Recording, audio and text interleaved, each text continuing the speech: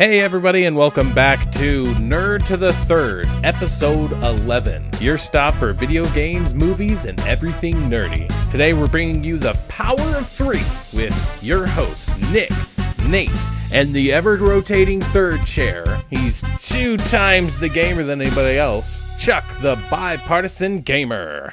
Hey, how's it going? It's a pleasure to be here. Thank you. And Nate, how you doing, buddy? I'm alright. I'm doing okay. So a little bit of grinding before we get started. Make sure you go to ThreatX3 Productions on Twitter, which is actually TX3 Productions on Twitter. Give us a follow there. You can also go to our Discord, which is in the description down below, or pinned to the top of the Twitter account. Remember, September is going to be the month of sharing. We're doing a share-a-thon. So if you share our tweets that we put out, which will most likely be linked to our, show or other things on YouTube, make sure to give it a share. Or if you don't have a Twitter account and you listen to us in other means, maybe you share us on Facebook. Make sure to like us at ThreatX3 Productions on Facebook so that we can track how many people are actually sharing. And then at the end of the month, we're going to do a giveaway. We're going to pick somebody at random who shared us. So the more times you share, maybe the more times I see your name, and more likely I am to therefore choose it. And the more times I care. All right, so just make sure to give us a share. Also, give us a like and a follow on Twitter or on Facebook. ThreatX3 Productions on Facebook and TX3 Productions on Twitter. So let's get the show started with, you want to know what pushes my buttons?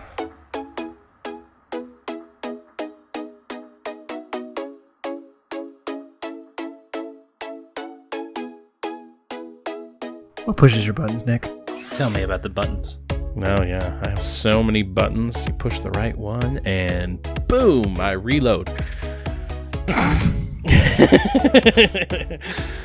get reloaded and ready to go again. Okay, so sites treating people badly because they don't agree with them. So, main point here for me is Kotaku and the No, sort of, but probably more Kotaku, are treating Spider-Man fans like idiots because they're worried about quote-unquote puddles. But that's actually not the reason people are worried. They're worried about a downgrade. It's not just the puddles, but they're focusing on the puddles because that's what makes good jokes. People are worried about a downgrade. In fact, 15,000 people upvoted a Reddit posting about the downgrade. So treating a good portion of your audience possibly as just idiots who are just yelling into a void is just kind of stupid. Now, I'm going to straight up say this from the very beginning. I don't necessarily agree with the outrage of it. I don't think, first off, the pictures that are shown on there, I definitely can see the difference. I can see that one does look a little bit more muddy, and obviously there's a little less puddles, and even the details on Spider-Man's suit is a little bit less, but my main thing is that, it is a valid concern. I don't necessarily feel like people need to be made fun of. The main thing that really set me off is Kotaku's headline. And the headline read, people who haven't even played the game are complaining about puddles. And I'm like, I retweeted and I'm like, this is one of the most tone-deaf things you could say.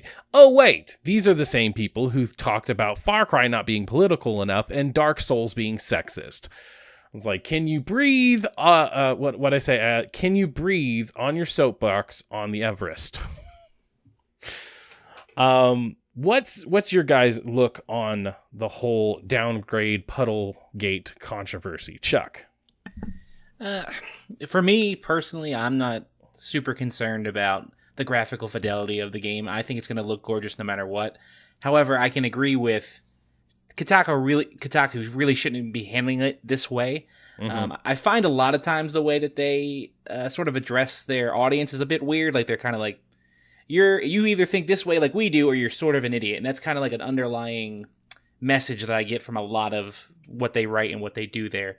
It Definitely. seems to work for them in some way, though, because they have a fairly large audience. So, but for me, I looked at the video, I saw the graphic comparison thing, and I could see like minor things, and I was like, it's not really going to be bothering me. If I feel like if we're playing the game and I'm like, yeah, those puddles weren't looking great, there's a problem with the game besides the puddles, because I want to be focusing on the gameplay and the story.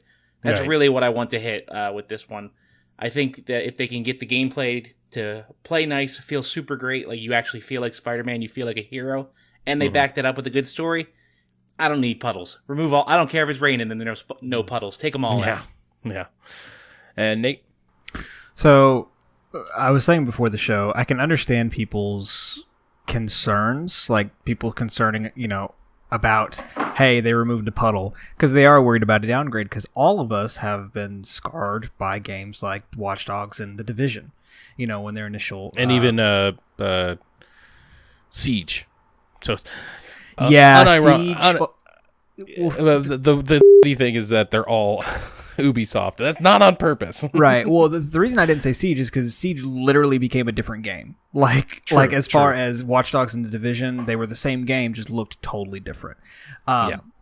So I understand people's concerns. Now, getting so upset and not having this trust in Insomniac, who literally has done nothing but over the course of their lineage put out amazing games and amazing I can't looking remember games. a bad game that they've put out. Yeah. Right. You look at the most recent Ratchet and Clank. That game is gorgeous. That game is Absolutely beautiful. Now, Spider-Man's on a bigger scale than that, but even still. So I think kind of the main thing for me on this end is I wasn't even looking at the puddles when I saw the pictures. I was at first a little concerned about the suit, because if you look at the suit, there's a lot less shine that's on it from, like, I guess, the reflective lighting. But I understand. So I understand that E3 demos are vertical slices that tend to look prettier than what the game will end up being. And something that actually came up from this is, I don't know if you guys remember, I think it was on a Kind of Funny morning show or a Colin and Greg Live from a while back ago, where Colin was talking about power. Like, he made a comment about how it's, bullshit, how everyone keeps talking about power this, we're way more powerful, we could do this much more graphics. And that clip had popped up on a couple of my feeds. And I was like, yeah, that really does pertain to right now, because everyone is bitching and complaining about how it's going to look when they haven't even played it. You know what I mean? Yeah. I mean, one of my biggest complaints about the situation is just the notion of treating people with a legitimate argument like they're less, like they're just beneath you, like they're idiots, like, are you serious? Like, it was the tone of it, and it was just the absolute dismissal of somebody else's opinion. And the fact that here's a group, Kotaku in particular, that thrives off of controversies, and they just do one controversy after another. Like I had mentioned before, Far Cry, they bitched about how it was not political enough. Although I personally think that by not making a political statement is actually making a political statement. And then you have Dark Souls has too much sexist jokes in them. And it's like, are you kidding me? It is, in fact, a joke.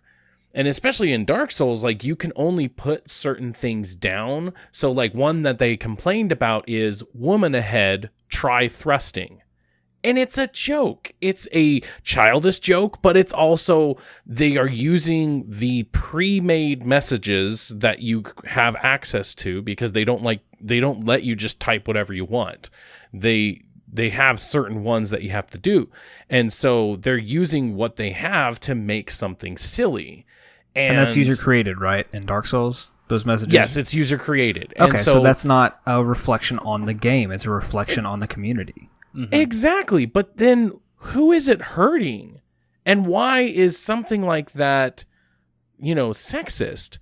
Because I would argue that there are plenty of people out there, like an Amy Schumer or a Sarah Silverman, that they do raunchy jokes as well. So why is it that just because men mainly play video games, even though that there is I want to say there's 45% of gamers that are actually female, so there's a huge chunk that are female. How do you know that a woman didn't make that message?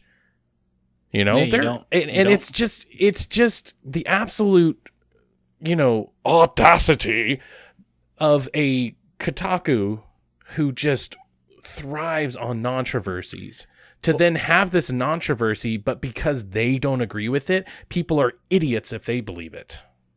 Well, it's the same with all media right now. I mean, if it's really good, if everything's great and everything's going well, who needs to watch the news? Everything's good. Right. People like to tune into bad things, and that's what Kotaku seems to thrive on, just having these, like you were saying, controversies. And for me personally, I avoid them, but, you hear about them from time to time, like this one. So yeah. So real quick, I don't remember who it was, when we were talking about this whole downgrade with Spider-Man. They were talking, I think it may have been the most recent Games Daily with the GameSpot hosts, but they were talking about how if you look at the graphics comparison video, it looks better with less puddles, they said, right? Was that what you were saying? Yeah, and so I'm watching the video right now, and I'm like, the 2018 version of the game we're going to get looks more real than what we saw in 2016.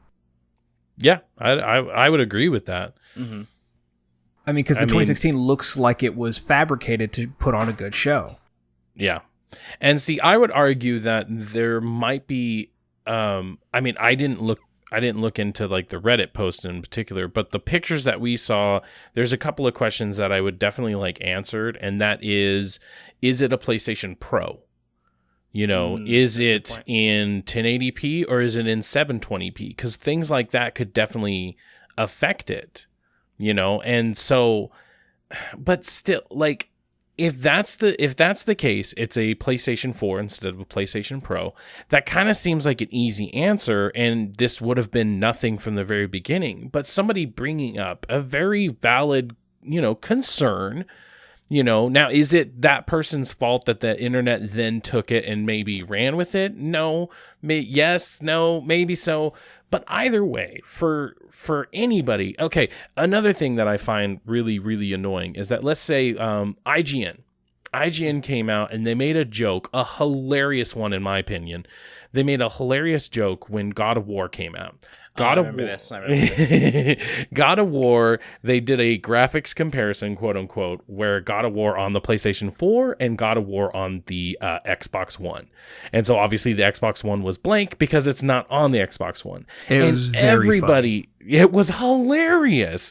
Everybody just grabbed their pitchforks, grabbed their, torches, and they're just like, oh, IGN is biased. IGN is biased. Yeah, that one was a very stupid situation. I remember the only reason why I found out about it was Ryan McCaffrey was like profusely apologizing to Xbox. Oh, I know. I am so sorry to anyone just who's offended. Bending over backwards and be like, I'm so sorry. And I get it, you got to maintain relationships, but like to me, that's just it's a valid criticism. I started off this generation with an Xbox One, and they are lacking in exclusives. And if you don't know that by now, like I don't know what to tell you. So to freak out about it is just silly. Yeah, and so my point for bringing that up is that everybody got mad at them for being biased. And so, like, I don't know, like, why aren't people doing the same thing for Kotaku? But instead, you have, like, the KFGD group, which I'm seriously considering getting out of, kind of like you, Nate, because it's like then they see the whole Puddlegate thing and they just make fun of it. And they just, like, they think, and it's kind of toxic. In a way that they're just like, if you disagree with that, well, then it's like, well, you're obviously an idiot, and I'm better than you. I've sort of felt that way for a bit now about the kind of funny best friends for a while, where I enjoyed it, but then it's almost like a positive toxicity. Like, it's like, if you don't agree with this positive way of life, then like get the out. And it's like, oh, all right. Yeah. Well, so for me, and I don't actually know if I've talked about this on air, but like when I joined the group probably about 2015, the Facebook group, and I really enjoyed being a part of it. I liked being a part of a big group of people. And so I was there for a few of the ups and downs. You know, there were some upsets, and I was definitely there when the whole Colin situation happened. Yeah, most of us were. But it wasn't really until recently, and I can't remember what the event was, but it was a couple weeks ago that I finally was like, you know what? I'm going to get out of the group. I'm going to unfollow it just because, like, I'm tired of, like, I was getting legitimately stressed just from, like, some of the conversations that were happening, but also people would talk about the same thing over and over again, and it wouldn't go anywhere.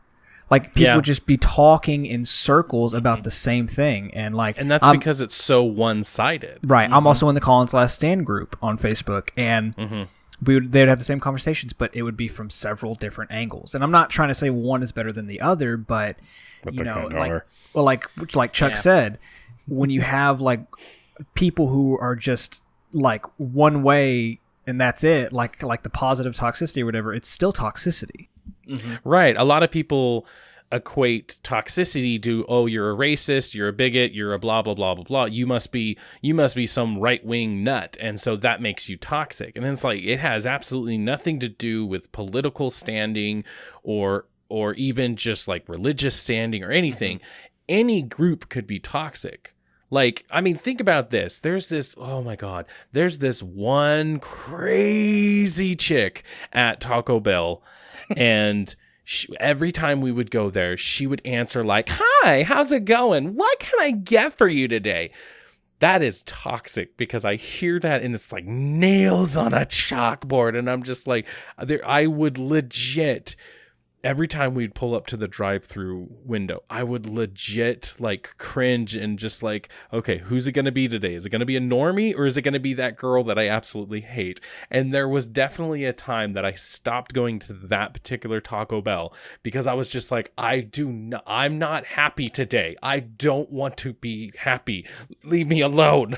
And it doesn't feel genuine, you know, because when she's like that, she's like, "Hi, how are you?" Super poppy. It's like, I know you're just kind of putting on an act, and that's kind of what sometimes the vibe I get from that kind of funny group, where it's just like, we're all putting on an act that we're all super happy and we all think the same. But I'm like, no, I like having varying opinions. I like not always agreeing with people who I'm talking to.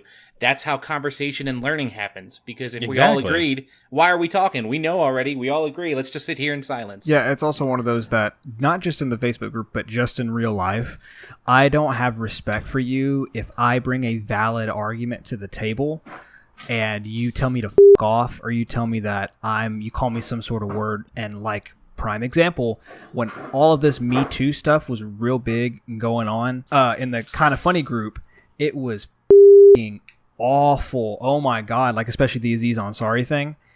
Yeah. I can't tell you how many posts I saw people being like, "Hey, Aziz may not have actually, this may have been," and like there was just vomit on the other side of you. You know, it was ridiculous. I'm still not sure how like the Aziz Ansari thing played out. Like, I've read the stuff; it didn't seem that bad to me, but I don't know how people feel about him now in the general public. Like, is it like Kevin Spacey bad, or I don't know what we're dealing with him. Yeah, and then you look at Chris Hardwick, had pretty much the same thing, and then now, he came back, right? Now he's back. Now, granted, there's a lot of haters out there that are like, "Oh, but she wasn't part of the investigation, so it shouldn't count." Like that gets a little muddy. The fact that she wasn't a part of the investigation, and I can admit that, but at the same time, it's like, when it first happened, I was very much of the mindset that, okay, well, you know, you have evidence and you clearly say that in your letter, then let people know, you know. But assassinating somebody's character and then having them lose their lifestyle doesn't seem like the way to do it. You know, if you want this person to be brought to justice, by all means, bring this person to justice. But then, like, I kind of did the same thing where I went on, I think it was Kind of Funny, it might have been another group, and everybody was just pretty much like pitchforks, and I'm just like, this is so toxic. You know, to bring it back to the current situation, it's just like, if you believe something, and you have something like a picture and you want to have a conversation about this, you have a concern, there's nothing wrong with that. And I feel like the only time on this particular show that I've gone like, oh, that's just ridiculous, they're being ridiculous, it's usually because of it's something unfounded, like the Far Cry not being political or political enough, or Dark Souls pull being your tickle. sexist. Well, yes, you will. You'll pull my tickle. Is that what we have to do to stay on the air? I'll do it. Yes. I'll do it. Yes. I mean, there's. Oh, God. I don't know how we'll do it long distance, but we'll find a way. Life Love always finds a way. Okay. So, anyways, point is, there's many sides to every story, and you should not ever be so closed-minded as to just be like, well, you're an idiot because you believe XYZ. And Kotaku putting out that tweet, and I read the article, I read the full article, and even though they did show both sides, you could so clearly see which one they agreed with. And it's like, when it, for me, and I really wish that like CNN and Fox News and everybody did the same. For me, when it comes to news, you need to report in a way that you are unbiased.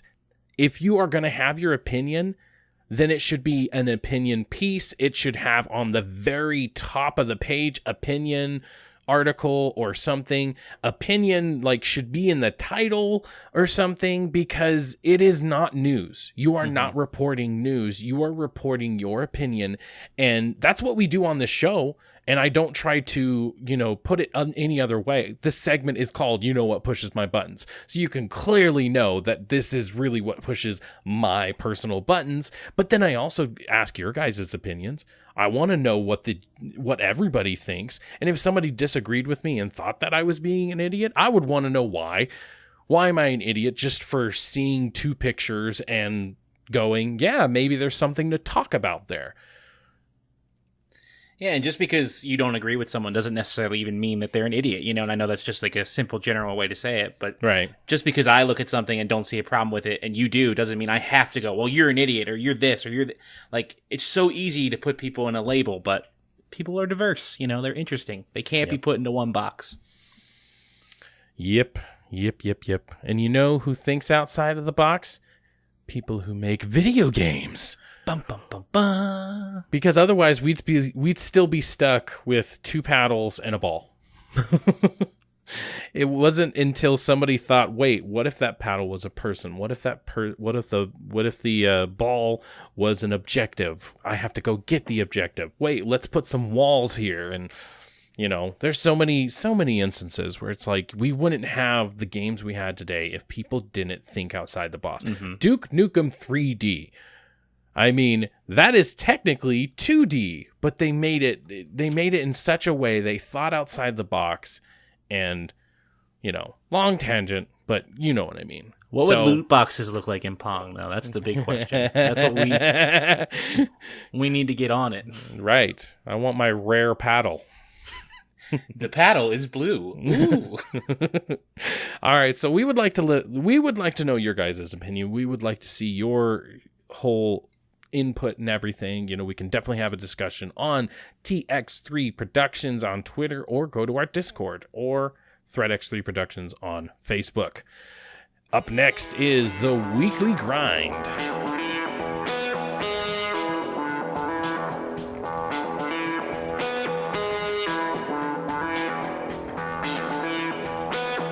All right, so Weekly Grind is where we talk about what have we been doing, what have we been up to.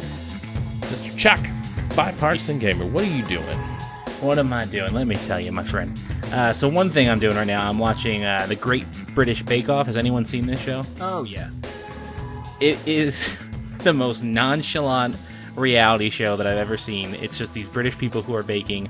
Everyone is super friendly. You don't win anything even if you win, and it's just like the greatest thing I've ever seen. I don't know why, but it's just like a bunch of people in a tent baking, and I'm like, I don't know what half these words mean. I don't know what they're making, but it makes me hungry, and they're very friendly, and I enjoy that. Then the other one I was watching, it's a Prime original. It's The Marvelous Miss Maisel. Have you ever heard of that? Miss Maisel. Yeah, it looked good, but it's just one of those I don't know when I will ever get to it. Gotcha. Yeah, so I do stand-up and comedy around the Chicago area, and so this is Chicago.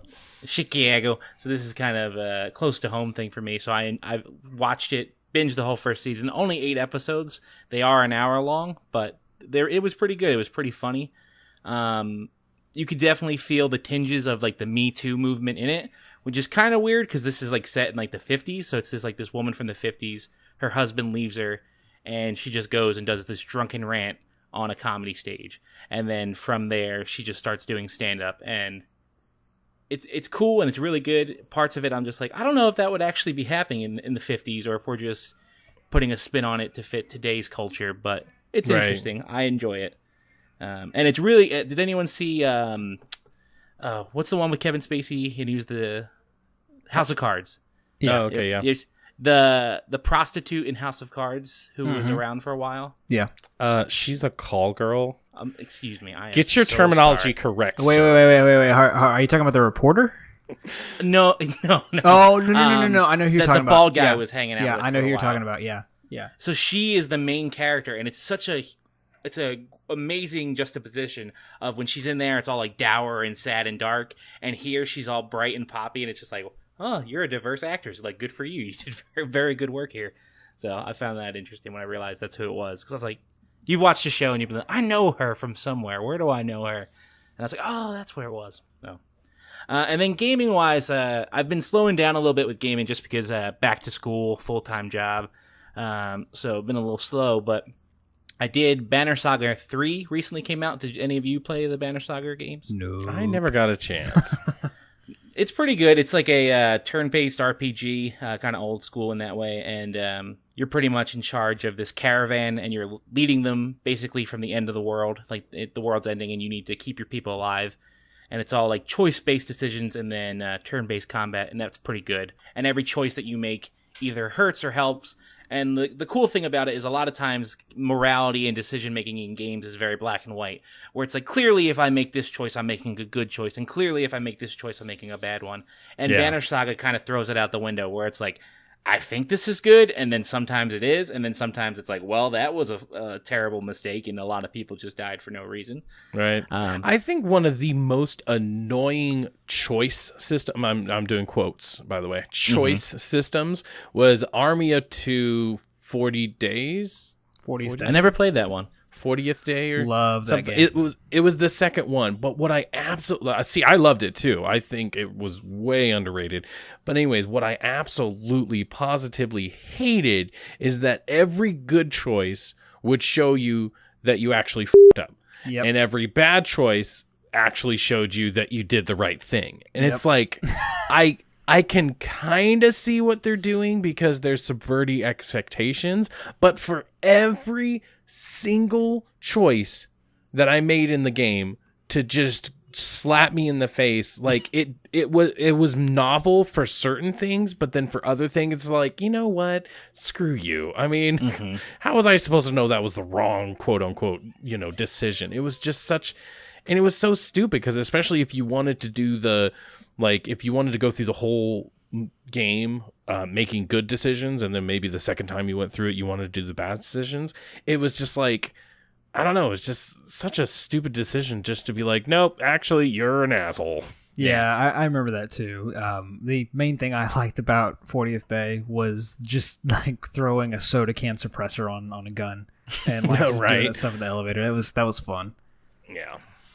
One thing I hate about the binary choices in games is when they tie it to your power levels. Like, for example, in Infamous, where it's like, well, unless you commit fully to being bad, then you're not going to get these great powers. Or unless you feel fully to being good, you don't get these. And it's like, well, why give me the choice at all? You might as well just say one in the beginning, like, hey, are you a good guy or are you an asshole? And then that's it, exactly. Just take it away from me then. I get that, but as far as Infamous goes, like, I like the fact of playing it twice to see the two different sides, and then for those games it makes it that much easier to like platinum it or to get 100% in it. But it would almost make sense in the beginning just to be like, hey, is Cole going down the good path or the bad path? And then just choose once, because once you choose, you really can't change. Right. Yeah. I mean, what games out there would you say has one of the best choice mechanics? Ooh, that's a good one. Choice or morality? Aren't they kind of the same thing? Fallout 4 has kind of good choices in my opinion. Yeah. I say no simply because, like in Red Dead, you're not really making any, like, they're not giving you prompt for choices. Like I guess the most analog example I can think of is like in Black Ops 2, how you were making specific choices. Like what action you did in that cinematic moment determined what path you were going to go down. Whereas in Red Dead, you could, like, that was on you. The game wasn't trying to push you either way. Like you could see a bunch of civilians and you could kill them if you wanted to, and that would drop your morality. Right.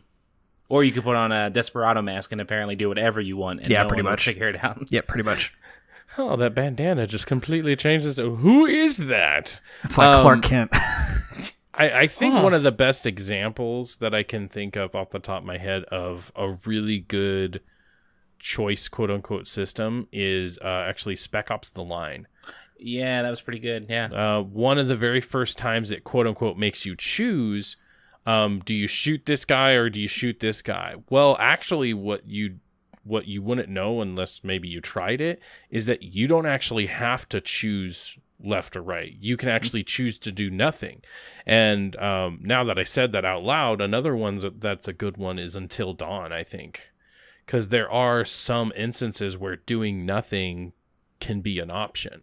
And I think that's probably the best thing, because when that prompt comes on screen, you're like, oh my God, who do I kill? Or who do I, what do I do here? What do I do here? There are some instances where it's like you could do nothing, and it's like, that is an option. And I really actually like that. It's very subtle. But, and I would say that because of the way it's written, that Until Dawn is probably one of my favorite. And then next to that would probably be like Walking Dead Season 1. I feel like that really had a good morale system. I mean, Telltale does a great job with that in most of their games where, Yeah, I would argue like it was pretty much just very formulaic after Season 1. After Season 1, like most of their things were very like this way or that way. And I mean, it still was in Walking Dead, but they just did such a good job in Season 1. And I think it's just because they overworked themselves way too much. But definitely. I mean, Season 1 was just, it was so well written in the sense that, I really liked it. And that's one of the reasons why I loved this little off topic, but BioShock, when the big reveal comes at the end of the game, where it makes you question the decisions that you've made as a gamer. Like, why did you do this? Just because we told you to? Right. Like, do you really have control over what you're doing anyway? So I really like it when a game subverts your expectations like that. Definitely. And then I guess the last game I was playing, I just beat Gravity Rush, the original one, remastered for the PS4. Did any of you play that one? Yes, I did back in the Vita day. The Vita actually is this little handheld device. Not a lot of people played it. What? Yeah. and what would you do with it? I don't understand. You just like sometimes you touch the screen and your fingers would just like tap the back. It was this nice relic. That sounds really cool. I hope someday they release it. I'd love to give it a try. It was this prototype. Nobody knows about it. It's pretty black, off the black stuff. But yeah, I enjoyed that one a lot, Gravity Rush. I thought it was a lot of fun. I really enjoyed controlling gravity. I thought it was kind of cool. It did sort of get a little samey towards the end. Yeah. But, and then I do have the second one on deck, but I haven't started that one yet because I'm like, you know what? Let me give it some breathing room. Let me give it some time before I jump right back in. So. I think Gravity Rush has probably one of the, and it's not necessarily on purpose, but it probably has one of the best like flying mechanics. Oh, yeah. It's amazing. Just moving around and that freedom of movement it's very good. Yeah. I mean, I don't know. I mean, other than what I've seen from Anthem, I don't know of another game that has really made me feel comfortable flying, because it's so easy to fly or whatever. But even like if you're doing it in a plane, it's one way. If you're doing it in a helicopter, it's another way, but to have such, it just feels so comfortable, and it felt like I was a superhero. And I mean, there's definitely not a game out there that I can think of that did it better. Are you telling me you never played Sorcerer's Stone for the PlayStation 1 when you're on that beautiful broom. Come on, the crispest flying that's ever been. Deep Sorcerer's cut. Stone. You ever see that one with the Sorcerer's Stone, and then you're on the Nimbus 8000 and super fast? Great. Yeah, that's the deepest kind of thing I've ever heard. No, I remember the flying in that game. It was terrible. So, but yeah, I think that's it for me with terms of the grind this week.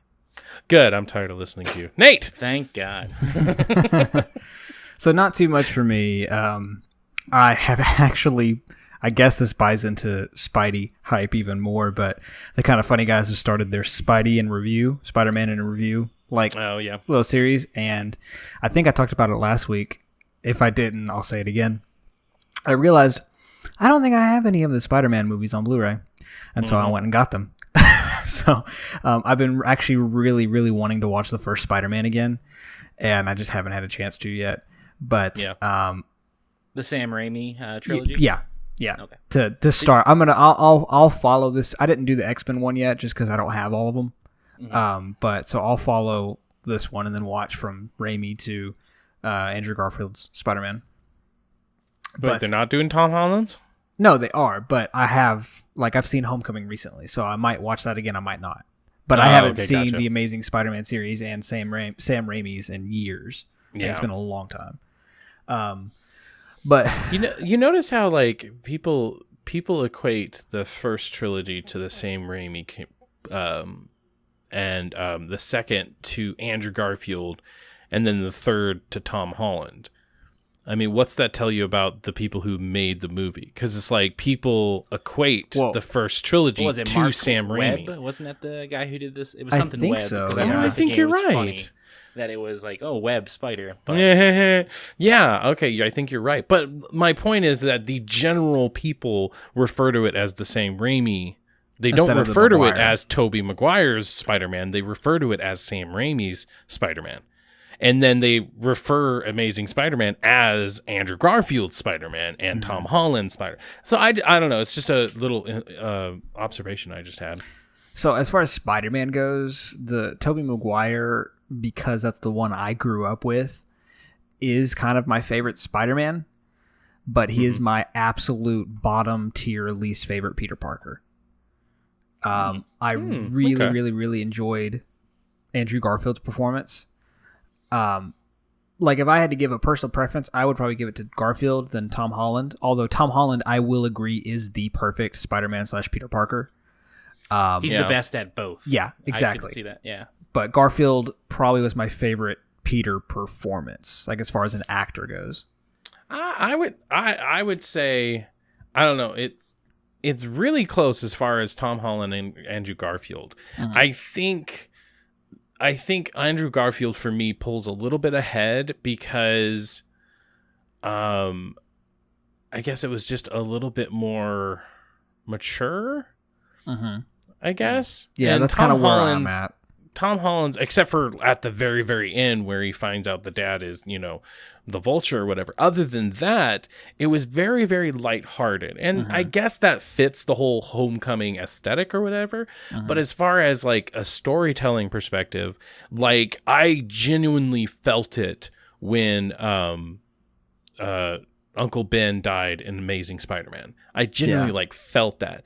And then especially to have that moment afterwards where Flash goes up to him and like just, Andrew Garfield's character just like pretty much almost beats his ass. He's like, hey, I get it. And I'm like, ooh, yeah, that hit me right in the feels. And he's like, you don't have that moment. And granted, it's because they didn't do the origin a third time, which thank you for not doing that. But at the same time, there's some just restraint. Yeah, other than like a little stuff here and there wasn't as much as emotion in Tom Holland's version of it. And that's just because we're getting the frustration that, his father figure in Tony Stark is basically shunning him. We're getting that aspect of it, but just the gut-wrenching emotion that we got from Andrew Garfield is the main reason I prefer him, but just very slightly. Yeah. Well, speaking of Spider-Man, going into it, I really probably wasn't going to pick up. He said. Oh my God. Bum-bum. Going in, I wasn't actually going to pick up Spider-Man PS4 on launch. just because, like I was telling Nick, this I've told this before, but how I played God of War was I got it on launch, started it, but was so overwhelmed by the hype that everyone else was giving it that it just made me not want to play the game. And so I didn't actually finish God of War until maybe 2 months later. Really? Actually, no, I didn't finish like the end of the game until, oh God, maybe like almost 3 months later. And I managed to not have anything spoiled, but that's kind of how I was going to go into Spider-Man. But even though I haven't really been looking at anything because I kind of want to stay radio silent, the hype kind of in a second wave has been getting me more and more for this game. Would you say that it? Oh God, I can feel it. Lord, I was gonna say I can feel it coming. Self-respect, have some, please. Nope, not on this show. Yeah, Spider-Man is the reason I have a PS4. So it was that E3 when they showed it for the first time, and I had been like on the fence of like, oh, I should get a PS4 because I started off with an Xbox One. I was like, oh, I want to get one. I'm gonna get one, and then I saw that, and I was like, and I'm like, all right, I'm getting a PlayStation 4. I guess so. Tell the fiance until it shows up, and then she's like, oh, you got a PlayStation. I'm like, surprise. So, It's really for both of us, honey. yeah, you can watch Netflix on it. But it was that and Horizon Zero Dawn. But specifically seeing Spider-Man, I just had great memories of like Ultimate Spider-Man back on the PS2 days, and I loved it there, and Spider-Man 3. So. Well, yeah, so the last really great Spider-Man game I played was Shattered Dimensions. And because I never played the Amazing Spider-Man console games. I never got around to them. But I'm really excited to see what this one does. And I'm blessed enough to have a PS4 Pro and a 4K TV to enjoy it in that extent. Screw you right in your privileged ass. Hey. Actually, I have a 4K TV. I worked my ass off and got... Actually, no, that TV I bought 3 years ago, and I paid it off, I think, a year ago. So, oh, God. Jeez. No, it wasn't that bad. But anyway, I really am kind of getting more excited for it than I thought I would. But I still can't figure out if I'm more excited for it or Spyro. Because I just saw something about Spyro, and I just got giddy inside. Just because I'm just... super excited for Spyro. Yeah, I mean, I've always been planning to get it, so yeah, super easy decision for me as far as, it's like, well, I have to play it. I might not buy it because did anyone play Sunset Overdrive? No. Yeah. No, I don't have an Xbox. Oh, okay. That was when, as soon as I knew that Insomniac was doing it, and I thought about the mobility and the combat in Sunset Overdrive, and I was like, if you replace that with characters I actually give a shit about, right? Wow, that's going to be amazing. And the fact that they've had years to work on that kind of technology, I was like, doctor. Yeah, I was actually kind of bummed whenever I heard Insomniac was doing it, simply because I was expecting Sucker Punch 2. Yeah. But then I did the comparison with Sunset Overdrive. I was like, oh no, this is going to be great. Movement alone, it's going to be fantastic. Well, congratulations for saying exactly what the internet says. I mean, it's true. It is. Wait, you really, have really the internet true. too? No. I don't even know I know what Sunset Overdrive was about, but I literally don't think I played maybe but half the story and just grinded and shot things. Like, that's all I did in the game. One thing I'm actually really excited for, I played the old school, like, PlayStation 1 Spider-Mans, and I absolutely love those.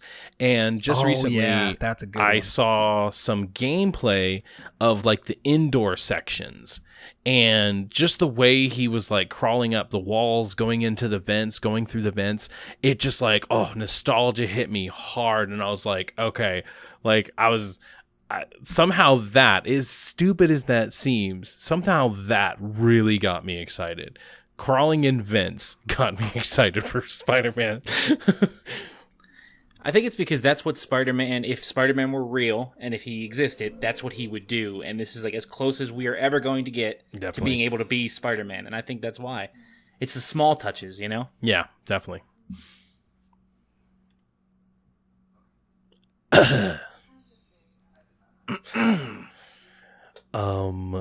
Yeah. So, I guess moving on to me. Now it's me time. And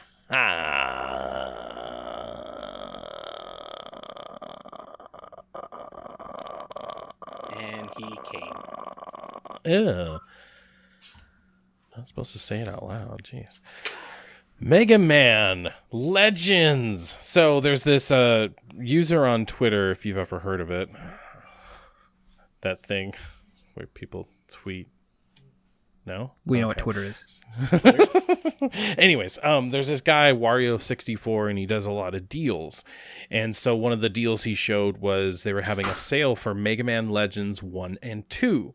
And I saw that, and, like, I legit got hyped. It's like, I haven't touched my PlayStation 3 in pretty much, like, I'd say the month I got my PlayStation 4, it was dead to me. And it was just gathering dust, and it was just there. I saw that, and I immediately, like, told my wife, I'm like, okay, yeah, I'm going to get these. And so I need to go find my PlayStation 3. So I found my PlayStation 3. Of course, it's, like, covered in dust. And then I'm like, okay, I can't find the AC power adapter. I'm like, crap. Okay, so I looked up online. I got an AC adapter from Walmart. I went ahead and got a wired controller because I don't have a wireless controller. And then I got them purchased, and I downloaded them, and it's just like, it hits me good. Hits me real good. First off, with playing it with a corded controller, because I mean, if anything, that's definitely how I played my PlayStation 1 games anyway. So I'm like, this just, hits me even further. But just playing that game, it really made me come to a realization. And it's like, great games will always be great. But good games, when you go back to them, you're like, wait, I thought this was good? Anyways, but yeah, like I feel like you can probably say the same thing about other forms of media, in the sense that, like a really, really great movie, no matter what happens, like the next time you watch it, even if like the graphics are really outdone and everything, you watch it again, those nostalgia rose tinted glasses come on, and you're just like, this is a really good movie. But a movie, or even a TV show for that, I've revisited some TV shows, and I'm just like, this was good. This was worth it.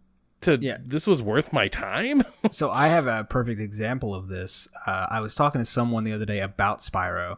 And I remember talking about, I asked them if they had played the PS2 and PS3 game, like I guess the reboot. I think it was like a Legend Begins or something like that. Oh, I think I know what you're talking about. And they're like, no, I haven't. And I'm like, oh my God, I used to love those games. And so I went and looked at gameplay it was 3 of them. It was 2 on the PS2, 1 on the PS3. Or it was like cross-gen, the third one was. And so okay. I went and looked at them, and I was like, oh, I don't want to play this game. Like, I remember this game being a lot better. And then I went back and looked at the remake, the Spyro, what is it called? The Reignited trilogy. Reignited. Yep. There I looked at gameplay of that, and I'm like, oh my. Reignited. I'm like, it feels so good. I looked at it, and I'm like, oh my God, I cannot wait for this. This looks so good. By the way, you're fired. You totally took my thing. Oh, ooh. Tell him, Nate. Tell him he stole it from me. Yeah, to be fair, I thought it was Nick until I looked and see what bubble was was lit up. I didn't know. But if they haven't used that in their marketing, it's like, what the are you doing? Right? Get on your stuff. I don't care how much it costs. Get on it. Get on that. Get the rights to it. Just own the song forever in perpetuity. Perpetuity. I like that word. I like being able to say it in the way my mouth feels. But enough about your mom. I was also playing Fortnite, and I'm one of those OG Fortnite guys where I only play Share the World. Oh my God. Save the world. Yes, Save the World.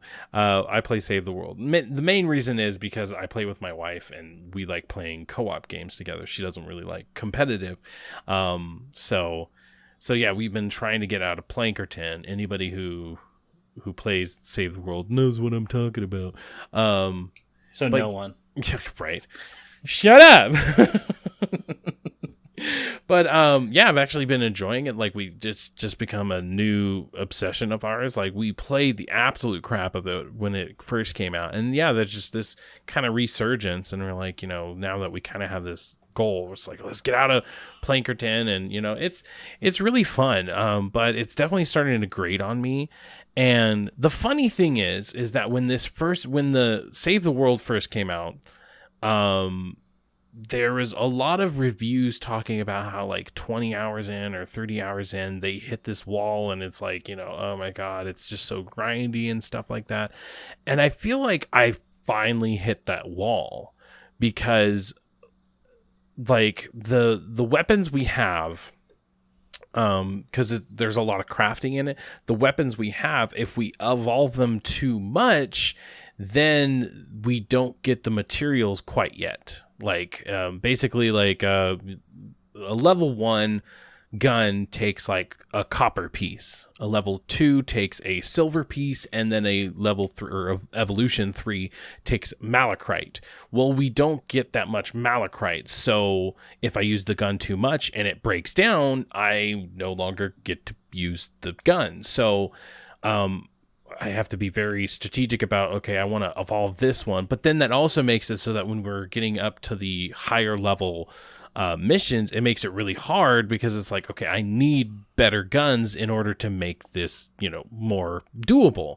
And so, yeah, I kind of feel like we finally hit that wall, but not just in gameplay, but also in the way they're doing their missions. It's like every mission you have to do like 2 or 3 or even 4 missions to complete that one mission. And it's like, okay, like what good is this doing? It's like, and to have that, we have to do like 4 relay missions. And it's like, okay, but only one relay shows up in a map. So that means I have to do 4 different missions just to do that one thing. And I'm like, whereas like right before that, I only had to do 1 mission of something. So it's like, why can't I do that? Not only that, but then it's also the fact that we, like a couple of missions ago, well, I mean, it's way more than a couple, but, a couple missions back, we already did one where it's like do 6 relay missions. So that means I had to do it 6 times. And now it's making me do it again. And it's like,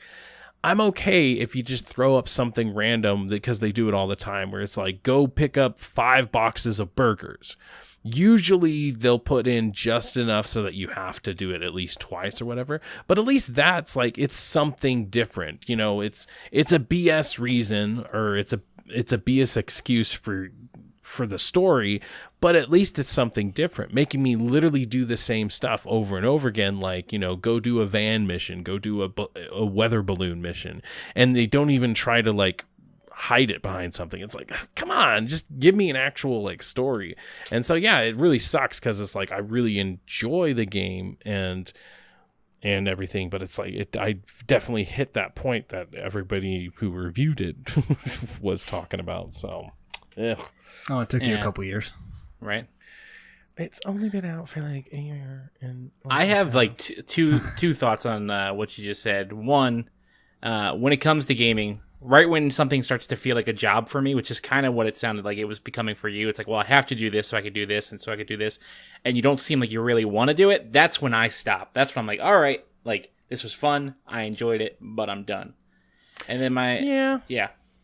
Go on. That's why. My second thing would be, you said that you'd been playing for about 20 hours. Was that right? Oh no. That's how long it took the reviewers to do it. See, actually, The reason it took me so long is because a little bit after the game came out, they started coming out with events. And so you had Halloween, Christmas, Valentine's Day, and then like pretty much every season, which a season usually lasts month and a half, they'd come out with a whole new mission structure. And so for the longest time, we kept doing those instead of doing the main mission. Stuff, yeah. Okay. So it, like, if I had to guess, we have to be in the triple digits because we've played the absolute out of this. Okay, yeah, because that's what I was going to say. Like, I always find it funny, especially with games now that the games are just games as services. Everyone's like, oh, after the first, 100 hours, there's, nothing to do. And I was like, yeah, but you played the game for 100 hours. Isn't that enough? And I always wonder, when people are going to be satisfied when they're like, okay, this is as much of the game as I need. Yeah, right. Yeah. Yeah, and I mean, like, and it's not even necessarily that it's a job, it is fun, but when you make me, it's like, I guess the perfect example that I could come up with is like, if I play Battlefield or I play Call of Duty, I don't like playing the same map over and over and over and over again. Sometimes I don't even like playing the same game mode over and over again. Like, I like maybe when you do ground wars in Call of Duty where it switches from team deathmatch back to domination to kill confirmed back to dominate. It's always random. I like that because I like the feeling of it just being, fresh. Now that we're focusing solely on the missions and it's making us do just this mundane stuff, it's like, I don't necessarily like that because it's like, I like randomizing it. I like just doing something and seeing what comes up, basically. And so now that we are getting into the monotony of it, that's where it's like, I guess. Yeah, you've reached your limit with it, kind of thing. That's exactly how it was. It's not even that I've reached I don't know. It is kind of hard to describe because I'm definitely haven't reached my limit. It's just that I guess I can't play as much as like I would before. Like before I'd go like for at least 3 or 4 rounds where it's like now it's like 1 or 2. So it's like, I don't know. Anyways, so all right. And then one of the main things I've been getting into 2 shows. One, Westworld season 2. We got a free month, which we had a free month before, but now we're doing it on a different account. So, shh! Don't tell HBO. Breaking the law. Dang it! He's doing it again. Which also kind of makes me like you. So stop it. I don't like liking people. But yeah, we've been watching Westworld. We got into that, but then right around the same time, season 2 of Ozark came out, and I'm like, oh my god! Now, Nate, you've at least watched it, right? Yeah, I've watched a good part of season 1. Yeah, season 1. Do you like it? All in its blueness. Yeah, it's different. Yeah. It's one of those that when we first started it, like we weren't in the mood for it, but okay. It kind of kept watching after a while, and so yeah, it's Chuck, kind of. Have you seen it, Chuck? No, I have not seen any of it. I haven't even seen a trailer. Oh, so wow. Okay. I'm blind. Well, did you like Breaking Bad? I did. I thought I always compare Breaking Bad to a crock pot. It was super slow, but what you got in the end was delicious. Okay. Well, I would argue, correct me if I'm wrong, Nate, but I would argue that for me, Ozark is actually very similar to Breaking Bad in the fact that like I actually equate it even down to who they chose to star in it, because in Breaking Bad they chose somebody who is mainly known for Malcolm in the Middle, the dad, and he's very funny, and they took that, and then the next big series he did was super serious and like gut-wrenching and stuff like that. So then on the other side you have Jason Bateman. I lost his name for a second. They choose Jason Bateman, which for the main part, I only know his funny side. Like I know he's probably done serious. I know I can't think of it but one involves a funeral, and so there are examples of him doing serious acting in movies. But for the main part, I mean, when you think of Jason Bateman, you think funny and you think Arrested Development. That's what you think. And so they took him and then have this super, super serious show. And they both kind of deal with the cartel and drugs and stuff like that. So that's why I feel like if you liked Breaking Bad, there's a very, very good chance that you'll like Ozark. I don't know why, but you will. And I mean, it's a really good show. I think one of the biggest positives for the show is that in Breaking Bad, pretty much the only person that was really pulling me through the show was what's the main guy's name? Walt? Bryan Cranston.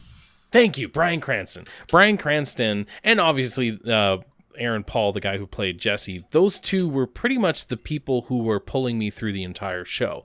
All the supporting characters, there were a couple of really good ones, but all the supporting characters were just kind of there. And then one thing in particular, Bryan Cranston's wife in the show, just like, I kind of hated her. Oh, she's yeah. Definitely bleeping that. In Ozark, although, I feel like the wife is actually doing her part to keep her family safe. And so, like, I'm attaching way more to that than just some girl who's obviously stuck in the wrong situation. And instead of just leaving him, she stays there and then whines and bitches the whole time. Yeah.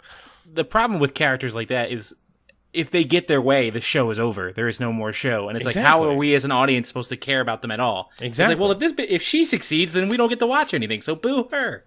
Yeah, exactly. And I mean, that's definitely one of the things I think was the biggest problem with, like, even like The Walking Dead. Some of the women actors on there, like, they were just given such a wrong part, because it's like, oh, they're trying to be empowering, but it's like, when you do empowerment in the wrong way, it goes from empowering to just a bitch character, and everybody hates that character.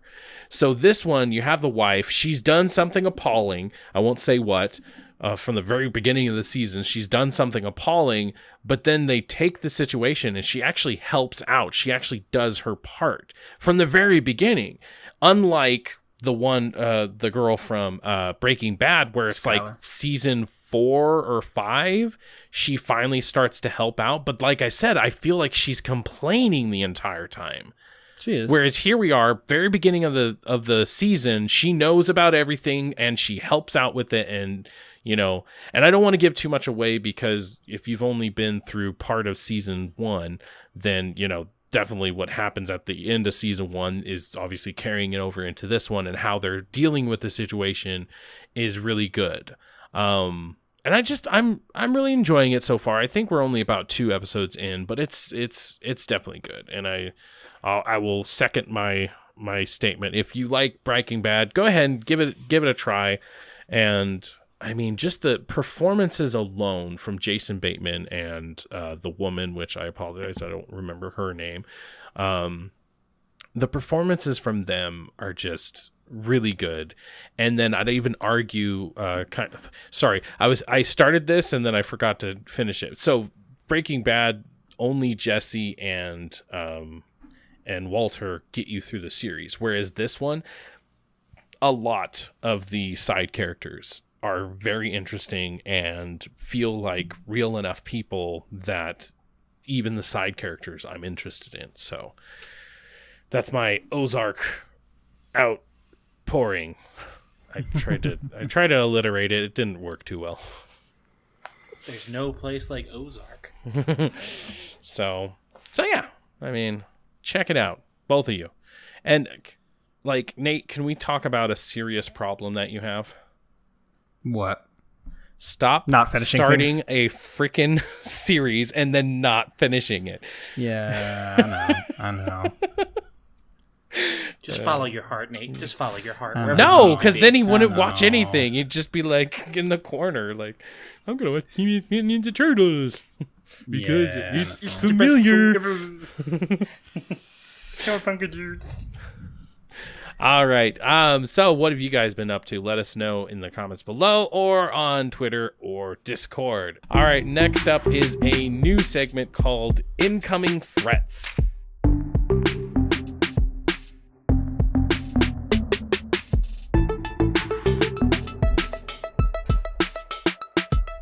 Incoming Threats is something we're going to do at the beginning of every month, and is basically going to be what's coming up in the next month, both for games, movies, and TV shows. And this will also kind of give you an idea of what we might be talking about in the upcoming podcast. God, why can't I talk? Let's get started. We'll start with games, because why not, I guess. Yeah. Destiny Forsaken comes out on 9/4, so September 4th. I'm sort of excited for this. I just got Destiny for free, so I'm one of those. Oh yeah. With the PlayStation games with gold, right? Or not PS Plus games, right? Yep, PS Plus. We just got it for free. I'm actually genuinely excited to get that going because I might have said it like 2 or 3 times by now, so sorry for all the listeners. But basically my story was I played the beta for Destiny 2. I actually really enjoyed it way more than Destiny 1, and I had 100% dedicated myself to getting Destiny for Christmas. But then Destiny, destinied and screwed everything up. And so then I'm like, oh, yeah, I'm good. So now that it's free and I can kind of jump into it and do everything and then kind of separately decide, okay, do I want to get the DLC or do I just want to play through now that I can do that, I'm actually kind of excited about it. And I mean, Nate, you've actually been playing through it, right? Yeah, I haven't finished it yet, and it's one of those that I really don't even know if I'm going to get to. Don't even say it. Don't even say it. Games, it's different because there's a bunch of other games stuff. Are totally different. They are. You spend more on games, so I mean, you whatever. should be more motivated. Forsaken, there's a whole thing with it. I'm not even gonna. I don't know. I'm real melancholy when it comes to Destiny. Yeah. The fact that Destiny's free right now, and I'm still like, do I want to take the time to download that? Probably tells me that I don't need to play it. Right. The one thing I'm actually interested in Forsaken is the PvPvE mode that they have called Gambit. So you're playing against each other, but then you're also playing with NPC, like the, character or the enemies or whatever, and that's kind of cool. It sounds interesting, but it's like, is it enough to really make me give a rat's ass? I don't know. Probably not, no. All right, so then up next is Immortal Unchained on September 7th. I'd say the closest thing I could compare this to would be something like Too Human, because it's sci-fi, there's guns, but there's also melee weapons. This actually looks interesting. This looks like a total solid wait for a sale for me. Right, yeah. Like, I'm looking at the trailer right now. And it looks like the old school middle tier of game, It's not quite AAA, it's not quite... I guess a AA game would be what I would say. Yeah. And it just looks like kind of like a bombastic shooter. It looks kind of cool. Yeah, I mean, it totally looks cool. It looks completely doable. But for September, it's like... what are you doing? Yeah, come on. I mean, you might as well have put it out on, like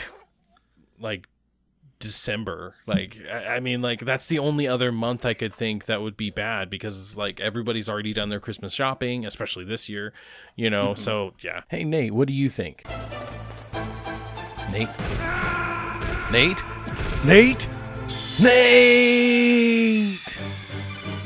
Up next, obviously, is Spider-Man on September 7th. Wait, there's a Spider-Man game? I know, right? I don't even think we've ever even mentioned it. So yeah, Spider-Man, obviously, I don't want to go back into it. We're excited for it, so good for Spider-Man. I'm definitely going to rent it, so definitely expect some impressions for next time. I've already pre-ordered it, so it's coming. So, Shadow of the Tomb Raider on September 14th. This has to be, if Battlefield didn't already change their date, this is definitely the Titanfall of this year. It comes out, it's probably going to be great, but I just don't know how many people are going to like it compared to Spider-Man. And then, not that much long later is going to be Call of Duty and Red Dead Redemption and this and that. So it's like, it's been really weird for me, because the Tomb Raider new trilogy that they've had, it's it's the least respected great game that I remember. You know what I mean? Right. It has the legacy of being Tomb Raider. Everyone likes Tomb Raiders. It's an amazing game. It has great combat. It's all that stuff.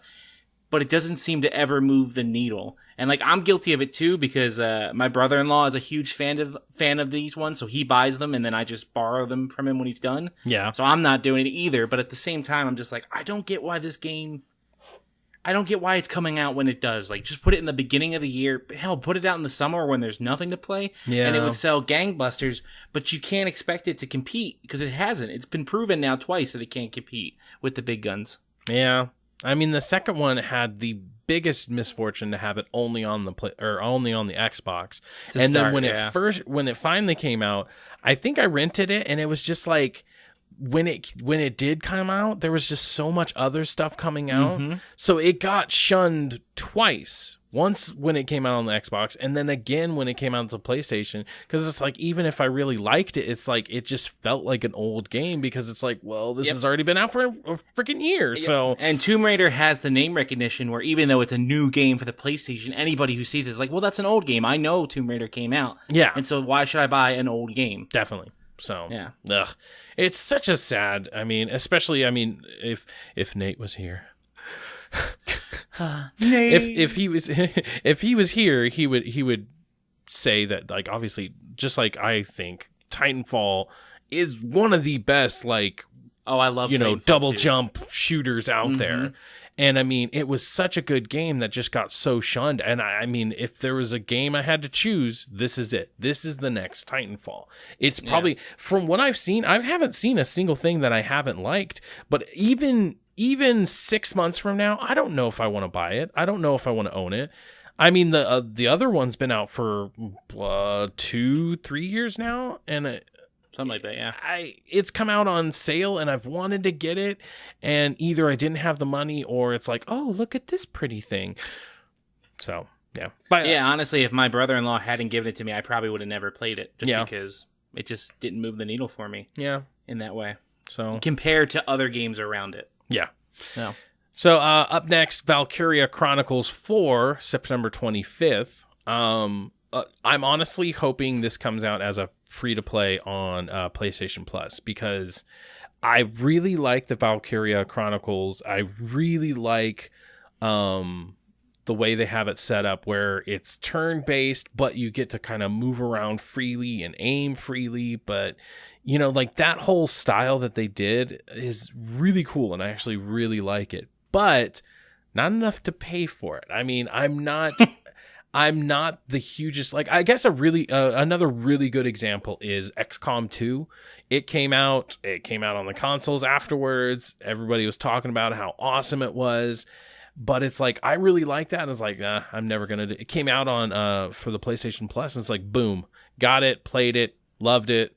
But it's just like, at the same time, I would have never paid money for it, personally. Yeah, what about you? That just happened to me with We Happy Few. I was super excited about the game. I saw the price tag, and I was like, you know what? I'm going to hold off on that one.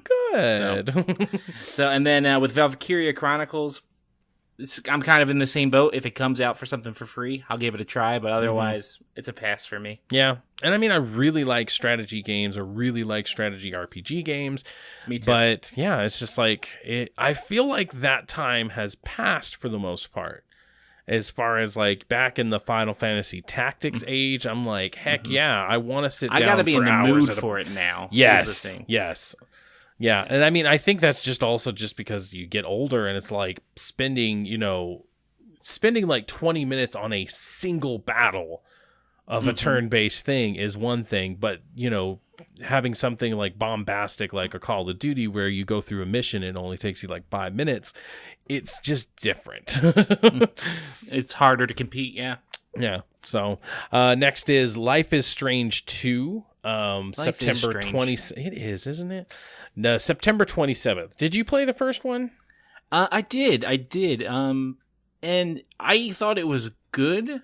I was surprised with how much love it received. Like, everyone was like, this is so great. This is so this. And I was just kind of like, yeah, I thought it was all right. You know? And that's kind of, yeah. I mean, the fact that I didn't download the Captain Spirit or whatever the free little thing was they released, I feel like if this ever comes out on Super, because I think that's how I played the first one. It came out and like the whole season was like $5 for everything. So I was like, yeah, let me do that. So I feel like that'll be what Life is Strange 2. How about you? Were you a big fan of it?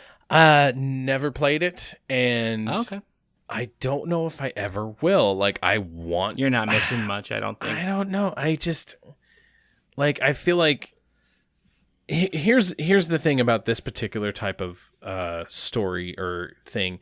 I think Telltale ruined it for me because they came out with season 1 of Walking Dead. I absolutely And that's like the loved best it. that it could be. It is the best it could be. And then season 2 came out, and then Wolf Among Us came out, and then Batman, and then like it's just one after another, and it beat it so far into the ground that it's hard. Whereas Until Dawn is kind of the same thing. It's very story driven, very choice driven, but it's one complete game. You know, I don't imagine. I mean, another good example is season 4 came out. It's going to be the last one. It's going to, or not going to, it has come out, and it's supposed to wrap up Clementine. I love Clementine. That character is, you know, like I have such a nostalgia feeling for her, and I want to try it, but it's like the thought of having to wait for another game, like the wait for season 1 of Walking Dead was palpable, and I could feel it, and I was so excited. And then everyone after that, I'm like, I have to wait to finish the game. This is so stupid. I've learned with Telltale, and just to let it stack. I just now wait until the seasons are out, because I went through the same thing, and I was just like, I just don't want to wait that long, and then I forget what happened a little bit, and I lose some of the story and the detail, which in a game like Telltale game, that's pretty much all there is story, because you're not really coming for the gameplay. I'm like, I'm just going to wait until they all come out, and so that's what I do, and I usually like take like a day or two, beat the game, and I'm like, okay, that was good. Yeah. So, yeah, I don't know. It's unfortunate because something like Life is Strange, I mean, you can probably attest to this. It's probably 100% different than Walking Dead Telltale or any Telltale game. Yeah, it is. To me, like I enjoyed it. I thought it was good, but if you were to say like you could only play like a Telltale game or this game, I would go Telltale. And that's just me. Yeah. So I mean, yeah, for me, it just kind of got ruined. So, God, we keep saying for me. I gave Nate such a hard time last time about saying for me. It's in my just opinion, this. if I was being honest with myself, which I never do. You almost went full meatloaf there. Oh, did I? Oh, you never go full meatloaf. You never go full meatloaf. What are you doing? I told you 80 times you don't go full meatloaf. All right, then we're gonna head right into the movies. Peppermint. Peppermint is who's the girl who played Alias and the Electric movie? Jennifer Garner. There you go. It's Jennifer Garner, and it's the typical male revenge plot where, you know, the wife and kid gets murdered and then he goes and kills everybody. But hey, twist, now it's a woman. Oh, so exotic. Yeah, so now it's Jennifer Garner. It actually does look pretty good. I'm gonna give it a definite rent it for me. Method Man is in it, so you know it's fantastic. Oh, hell yeah, man. Hell yeah, Method Man, you're so cool. Yeah. That is September 7th. And he might be a good guy because his name in the movie is Agent Barker. Oh. Method Man, other side of the law. Interesting. Up next Gen, which is also out on the 7th. This is a Netflix one, and it looks like Big Hero 6. Like the exact same art style, the exact same, like just the animation of it. It's obviously CG as well, but it looks exactly like it. Just the way, even everybody kind of has like an Asian tinge to them. Like they're not Asian, they're not like fully Asian, but they kind of look Asian. You know, you never go full Asian. And I mean, even the robot reminds me of Baymax. Baymax, yeah. Do you think we're ever going to get another Big Hero 6? I think is we there would like have a Big Hero to. 7? That one was so critically acclaimed, and I feel like it did pretty good in the box office as well. Yeah, that's what I thought, but it's weird. I thought I'd hear more about it, you know, but you think you'd hear anything, but, you know, Disney. Yeah, right. The old Disney. We're going to make Frozen 87, please? Isn't there supposed to be another Frozen? No, we're not there's getting into definitely that. another No, Frozen. we're not getting into that. Yeah. I don't even care. Just let it go. That's what I said. Yeah, that's what I... Next up, The Nun is also on September 7th. Ooh, This is... I don't do spookums. you don't do spookums? I don't like spookums. I'm staying away. I wish I could do spookums, but my wife doesn't do spookums. And so, like, being married and 30, like, you just don't get any chances to just go out by yourself and watch a good spookum. So the last spookum I saw was The Conjuring. Back when yeah. that was in theaters, and I didn't want to go, and they paid for my tickets. And I said, I will go, but I will not look at the screen. And the entire time, I looked away. Oh, yeah. And I was strong for the whole movie. Yeah, the last one I saw in the theater was actually It. Okay, how was that? Oh, God, so good. So good. Not only was it a good movie, it was also a good horror movie. You know, it had a few tropes, but I feel like they did it in such a good way that it didn't feel tropey. Because it's so easy for a trope to feel tropey. It's another thing to have it in your movie, but then somehow it doesn't feel that way. It actually fits the story. And I think that's because when somebody makes a movie and they're like, this is a horror movie, so here's my checklist of things that I need to have. And they throw it in the movie without making it natural. Whereas they throw a couple of tropes in there, but it fits. And it's really hard to do that. But this isn't about it. This is about Nun. It's part of the Conjuring universe, which, yeah, that's a freaking thing now. I hate how a lot of freaking horror movies do this nowadays. But it's like Conjuring was one thing, and then Conjuring 2 was the prequel to it. And then Annabelle was the prequel to that. But then they had to have another Annabelle, which was the prequel to that. And it just keeps going back and back and back. And the same thing with Paranormal Activity. I'm like, why are you going backwards? Like, I would rather, what I like about The Nun is the fact that it's part of the Conjuring universe. It's not Conjuring 3 #1. Now she's a nun. Oh, God.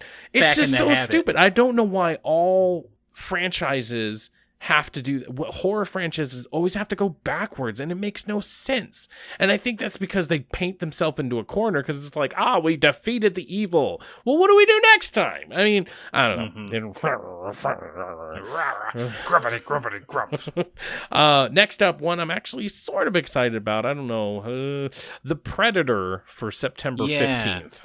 I'm a big Shane Black fan. I loved what was it, The Nice Guys that he did, and I personally enjoyed Iron Man 3.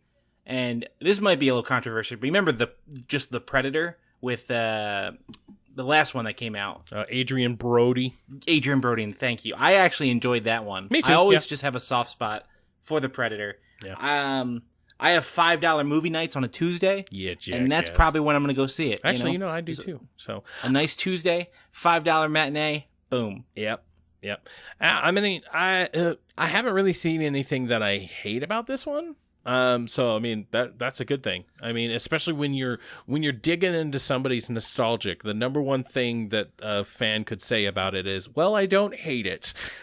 Yeah, right. The only weird thing I've seen about it is in the trailer, they introduced like the Super Predator, like he's like the predator of predators. And I'm just like, yeah, but you did already do that in like another movie. Are we just pretending like that movie doesn't exist? Like, that's like my one thing. They're like, not a super predator. I was like, there was 3 of them in a movie before. Do you not remember this? Yeah, right. Next up, The House with All the Clocks in the Wall. Or Goosebumps 2. Right, Goosebumps 1.5. Because there's already a 2 coming. This one's September 21st. This actually looks interesting. Like, I'm not familiar with the property, but it looked cool when I saw it. From what I saw, it's just a Harry Potter wannabe, and I mean, but now it's by Disney, so we should give a crap. It is I Disney. guess. I didn't know that. Yeah, when I looked at it, I was just like, "Well, that's weird." Like Jack Black is playing another like kooky magic guy. Yeah. Like, all right, we'll see. Yep. Up next is Night School with Kevin Hart. It's on September 28th. Night School for me is just another Kevin Hart movie. Like, if you like Kevin Hart, then you're gonna like Night School. You're gonna like Night School. But if you're like me and you think that he's not good as a lead, but really good as a side character, you're gonna hate it. I think it depends, because I know he's with I don't remember the lady's name, but she's had an uptick in popularity recently. Oh yeah. And I forget her name, but if they can carry the movie together, it might be good. But the last couple Kevin Hart movies I've seen have just been like, oh, okay, I don't really need to see you for a while. Yeah. It's not you, it's me. Yeah. Let's just break up. The last Kevin Hart movie I even remotely liked was Jumanji. Because I have not seen Jumanji. Oh, yeah. Any other time he's in a movie, he's the Melissa McCarthy of African Americans. It's just like, whoop-de-doo. Why do people keep giving this person money? I don't know. Yeah. So, like, I think one of the most egregious things to ever happen is that the coolest premise of, Muppets, but now this is what happens off screen. One of the absolute coolest premises was given to Melissa McCarthy. And I'm like, I would love to go see that movie. And then I see that motherfucker's in it. And I'm just like, great. There goes any desire I have of ever seeing that movie. Yeah, I enjoyed her in Bridesmaid, and I thought she was good in Spy. Yeah. If you remember Spy. But, like, ever since then, it's just kind of been, like, she's like the Zach Galifianakis, like a female Zach Galifianakis, where she started off pretty that's hot. A good point. And then it's like, drop for me. Well, and see, the same thing about, you made a perfect, good analogy, because what's the problem with Zach Galifianakis is that if he's not playing himself, he's playing some weird caricature. And so it just, it's just weird. Yeah, I don't like her. So, and they work as side, like you were saying with Kevin Hart, they work as side pieces, like as part of the plot. But when you try to make that the full meal, it doesn't work. Yeah, definitely. It does not work. Up next, Hold the Dark, which is on Netflix. This is actually kind of interesting because it's talking about a story that's a real life story, but not a lot of people talk about, where it's basically like this community in the hills, and they have to worry about wolves. Basically, like at night, wolves will come in and like kill you if you stay outside or something. And this is a real life thing, but nobody ever really talks about it. Is this a drama, or is it it's a drama, like a documentary? Yeah, it's a drama. And so it actually has Bernard from Westworld, the guy who plays him. Okay. I really like him, and he looks like a seriously grizzled hunter, basically, kind of like Liam Neeson from Grey or whatever. Yeah, but this one looks the most blue balls movie that ever was. The Grey. Yeah, and I mean, it's like, when's Liam Neeson fighting this wolf? Never. Spoiler. Yeah, this one looks really interesting, and there's intrigue and mystery. So yeah, and it's Netflix. I always hate to say it, but it's like, hey, it's free. Why the hell not? So yeah. Next up is Smallfoot on September 28th as well. That is the prequel to Littlefoot from The Land Before Time, correct? Oh god, no, this one's like it's Yetis or whatever, and one of them's voiced by who's Justin Timberlake but buff. I have no idea. That's a lot. What's his name? Oh god, I hate when I do this. Justin Timberlake but buff. I'll Google that. We'll see what comes up. Channing Tatum. Thank you, Channing Tatum. He is. Tell me that he is not Justin Timberlake but buff. If you insist, he is not Justin Timberlake. No, I'm telling you, he is. I don't know. He has like I don't know if this is bad to say, but whenever I see Channing Tatum, I just feel like he's a very good-looking guy, but he has a very like effeminate face. Like I'm always like, what? Like thank you for proving my point. That's my exact point. His Justin voice, Timberlake is grizzled. Hey. He's got gravitas. The way he carries himself, the way like when he gets excited, his voice goes a little bit high or whatever. Everything about him, even his just acting style in general, especially when he's doing a comedy, is very Justin Timberlake-ish. But he actually does some freaking weights. Like that's the only freaking difference. We gone way too far into Tatum Town. So, but yeah, it's you can't go too far into Tatum Town. Apparently, LeBron James is in this movie. So, oh, is he? Yeah, interesting. LeBron James. I mean, James it's all Corden. voices anyways, so it's like he's really just there for the fact that they can put him in a commercial and be like, "This is his name." LeBron James as LeBron James. Tree. Um, if I had a choice, obviously, between Next Gen and Smallfoot, even the fact that Next Gen is on Netflix, so it's technically free, I would still pay for Next Gen over Smallfoot. It looks like such a cash in. Like, earlier we were talking about AA games. This looks like a double A CG movie, and it just does not look that interesting at all. Then moving on to TV. Yeah, moving on to TV. A couple I'm actually interested in, and then Iron Fist. Poor Iron Fist. Iron Fist season 2 to start it off on September 7th. Oh, please just. I mean, I've heard people say that it's going to be better than the first season, but do you realize how low that bar is? There's pretty much this controversy. Then there's Iron Fist season 1. And then there's the Mariana Trench, and then there's good TV. So saying it's better than Iron Fist. I didn't hate Iron Fist as much as other people did. I didn't think it was great. I thought it was one of the weaker Marvel seasons for sure. I'll be honest. I didn't hate it. I'll be honest. I didn't hate it either, but I'd say if we were to equate it, the full season, as a movie, the third act just completely lost me, and it was just like, oh god, it started dragging. That's my problem with the Marvel shows on Netflix, is when you get to the middle parts, they kind of don't matter, and they can lose the plot so that the ending doesn't stick. I feel like they always start super hot. Oh god, yes. Then it gets cooled, and then all of a sudden they try to heat it right back up, and it's you can't do that. You got to let it simmer. You got to let it do it. Yeah. You can't just turn it full broil. And I feel like that's what they do. And I've also felt since I've enjoyed seasons since this, but honestly, they peaked at Daredevil season 1. I feel like that's the best that they've done. Yeah. And I think the closest that they've gotten to that is Punisher season 1, which I was a big fan of. Did you not like the Punisher? No, I could not even get through it. I pulled a Nate. You just stopped watching. But yeah, or you just left the podcast early. Yeah, right. Oh, that's right, you can't see him because he's not here. No, I'd say season 2 of Daredevil was great, but it wasn't. Yeah. It wasn't. You're right. It didn't hit that peak.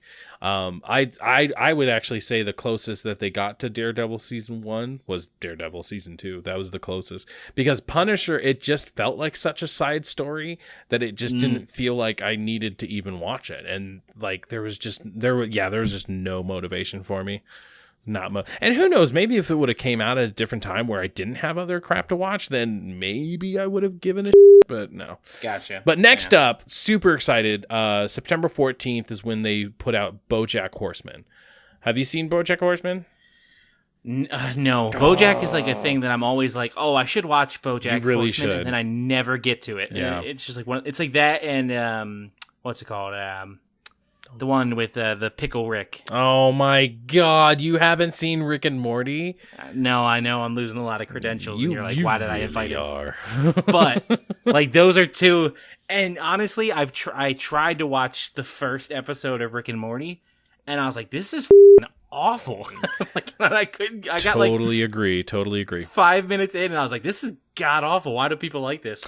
And so I stopped. But I mean, Rick and Morty, I can totally agree with you as far as the first episode. The first episode, every time I watch that, I'm just like if I didn't go through and watch the rest of the season, I could totally understand why people hated it. And I mean, even rewatching it, I really just watch it because it's the first episode and I like to see how far they come. But then as soon as you get into the second episode, then they kind of start getting their rhythm, I guess, because the first one, legs kind of thing. Yeah, the first one was just really so convoluted and just nothing really happened while a lot happened at the same time. So, but then, and it's I don't know who these characters are. Yes, exactly. You're right in the middle of the any time to exactly. Yeah. And so, once you get into the more episodes, then they actually start having a beginning, middle, and end for each episode. And so it gets so much better. So BoJack Horseman, I'd say that most people, I would think, most people who like Rick and Morty also like BoJack Horseman, and the main reason that people even like Rick and Morty and BoJack Horseman, in my opinion, which you might just like it because anthropomorphic, animals, but the main reason They shouldn't talk like us. They're not people. Oh, throwing shade. You're so shady. You should be an umbrella. Oh, I should be. Okay. Anyways, but I think the main reason a lot of people like BoJack and Rick and Morty is just because it's smart and there's consequences. Mm-hmm. I was kind of talking about this with Disenchantment. The main thing I didn't like about it is because I was just coming off the heels of Rick and Morty, and to have a show that was just so serialized, but also tried to have its cake and eat it too, where like the first 2 episodes were very much connected. Then they had like 4 episodes where nothing was connected to anything. And then the last 2 episodes were very much connected. And so to have that, it was just so disjointed, because you literally, the entire middle of the season of Disenchantment, you could have watched it in absolutely any order and it wouldn't have mattered. Other than 1 or 2 characters show back up towards the end and you're like, oh yeah, it's that person.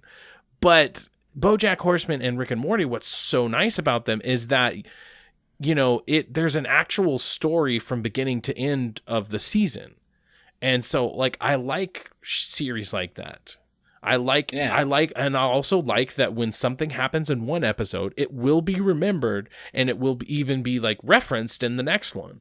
And they'll even because it respects you as an audience member, and it tells you, hey, not only do you care, we care to make sure we got our straight. Yeah. And I mean, also I love series that have like running jokes and stuff like, so that's one of the reasons I absolutely love Archer, is because they remember what happened and they make sure to bring it up again and again. And just consequences, even if it is just, if you think about it, consequences can also equate to a good running joke.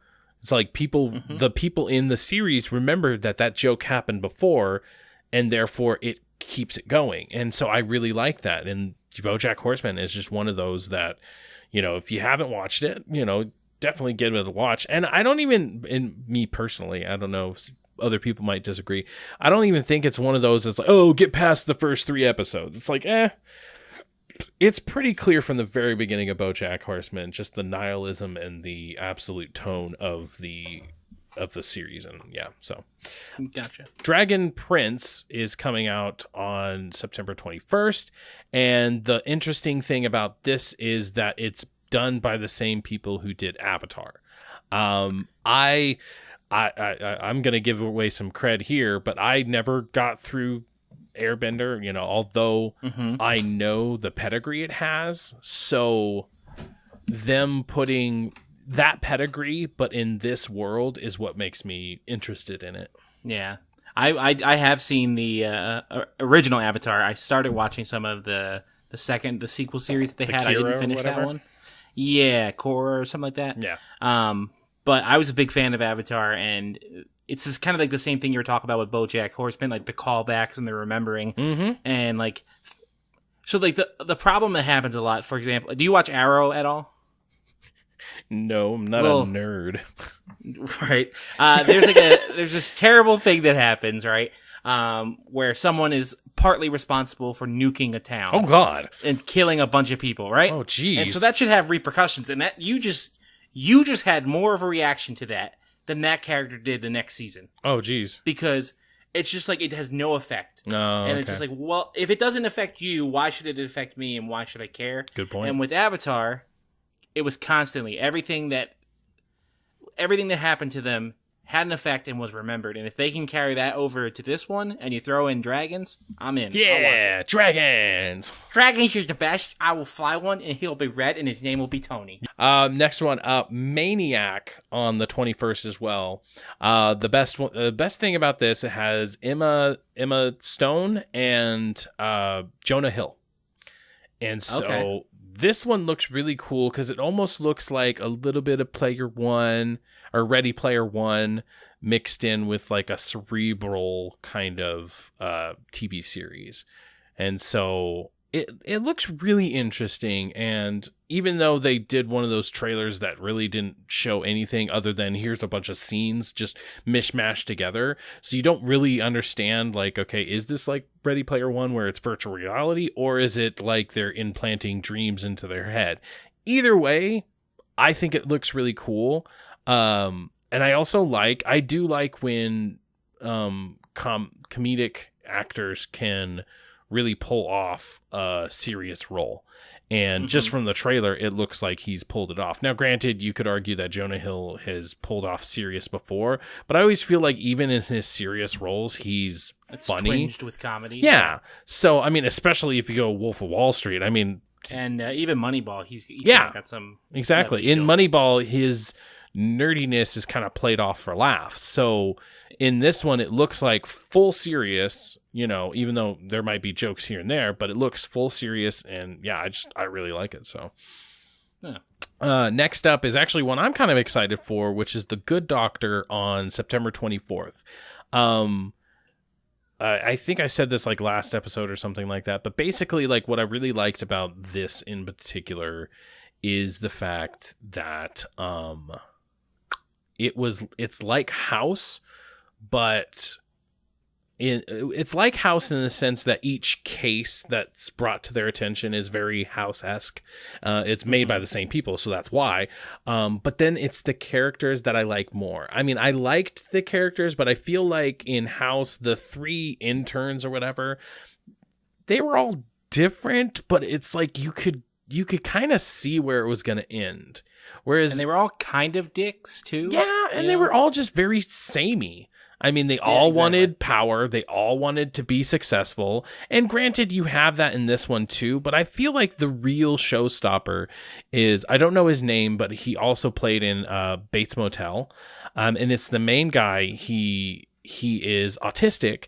And so the struggle of an autistic person also trying to be a doctor, trying to be taken serious, but he's also an intern. So at the same time of him being right most of the time, he's just not looked at in this way. And it's not just because he's autistic. It's also because he's an intern. So it's like, you know, they don't pay attention. You know? And that struggle, I really liked. And so the only big complaint I had about The Good Doctor is that I felt like season 1 ended, and I was expecting another episode because it's not like there was this big cliffhanger or anything. So I'm like, is it no longer going on? Like a couple of weeks went by and we kept looking at Hulu looking for another episode. It's like, oh, apparently they're done.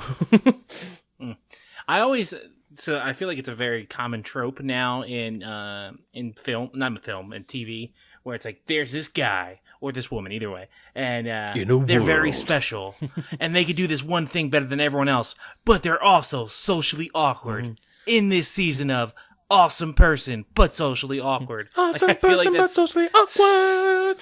That's like the whole premise of like, hey, you're really great at working the deli, but you cannot talk to people in this year in sandwich shop. Like, It's a good point, because if you look at like The Finder or The Mentalist. Yeah. Well, yeah.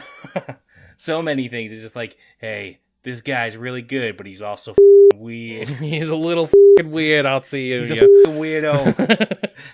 Don't trust him, but also he's gonna save your life someday. Yeah, right. Next up on the 25th is Lethal Weapon.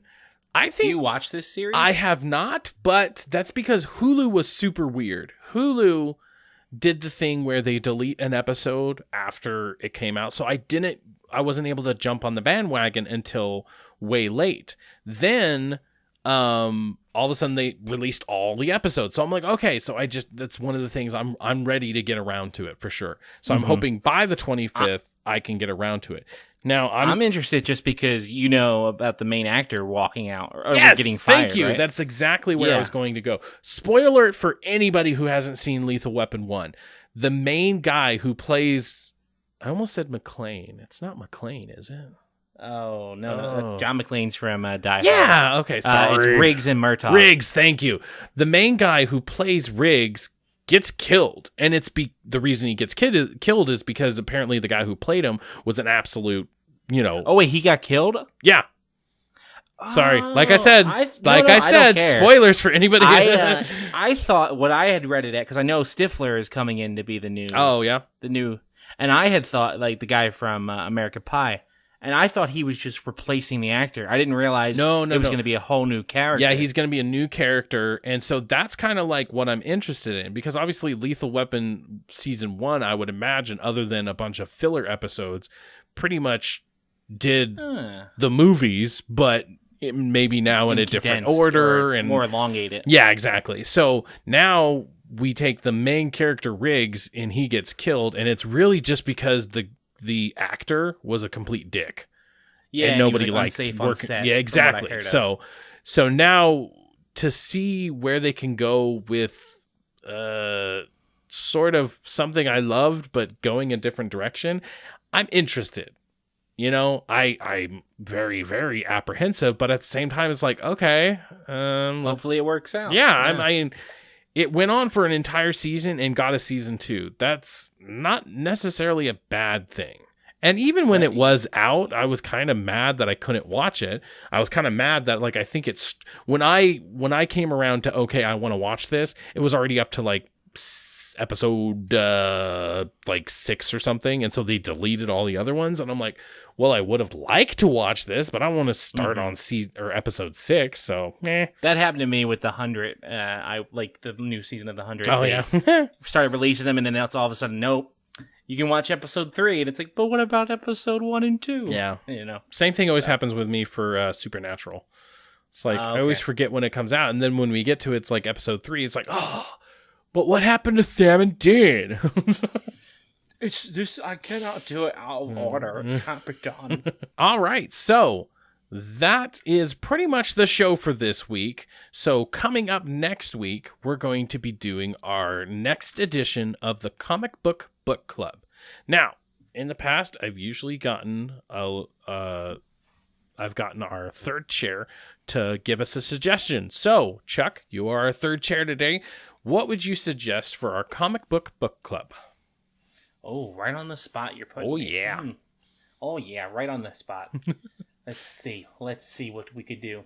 How about Batman the Long Halloween? Have you done that one? Ooh, that sounds interesting. It's either the Long Halloween or the Long Night. It's one of those. I think it's Long Halloween. All right, and then also coming up, so this week's comic book club is Batman the Long Halloween. So make sure to read that, and you can have the discussion in our Discord, and then maybe we'll bring that up on the next episode. Also, next week, we're going to talk about our next gen review, and that was the movie we were talking about just a little bit ago. Looks like Big Hero 6 comes out on Netflix, so we're going to do that. I am for certain renting Spider-Man, so I'm going to give my impressions on that. We're also going to give our impressions on Iron Fist Season 2. And next week's guest is going to be a guy by the name of Anthony. Hold on. Next week's guest is going to be a guy by the name of Anthony. He's on another podcast. I can't remember what at the time, but we're going to talk some Destiny. So check out next week's episode of Nerd to the Third. Thank you so much for joining me, Chuck. Make sure let people know where they can find you. Yeah, you can follow me on Twitter at BiParsonGamer at Twitter, or you can always send me an email at biparsongaming.com, and yeah, I'll answer the questions. Sweet. All right, thank you so much for joining us today, and thank you guys for listening to Nerd to the Third, where you can always talk nerdy to me. What episode are we? 11. 11, okay. Hey everybody, and welcome back to... that's not what I usually say. What do I usually say? Hey everybody, and welcome to... Howdy ho everybody! Howdy ho everybody! Welcome to episode 11. You're stopped for You're stopped for fucking. You're stopped for fucking. Stop everybody else. You're stopped for video games, movies, and everything nerd culture. The nerd culture? That's not what I say. Everything either. nerdy.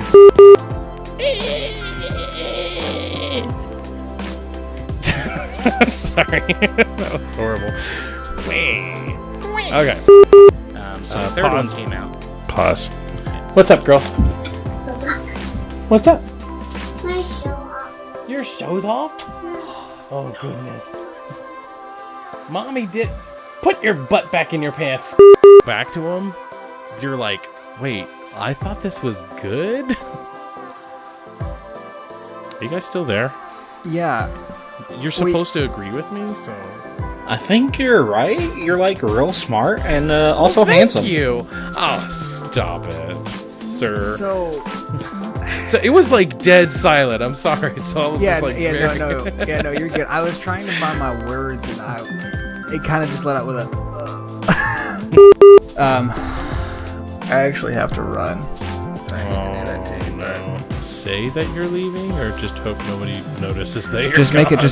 make a sly sarcastic comment like you normally do about me, Oh. or like say something, and then what do you think, Nate? Nate? Nate. Yeah. Well, Do Nate. something like. Oh, can we insert that instrument for whatever it's called? Dun dun dun dun dun dun dun. Yeah. No, that's perfect. Also, next coming up, upcoming now, up next. Now upcoming next will be the show.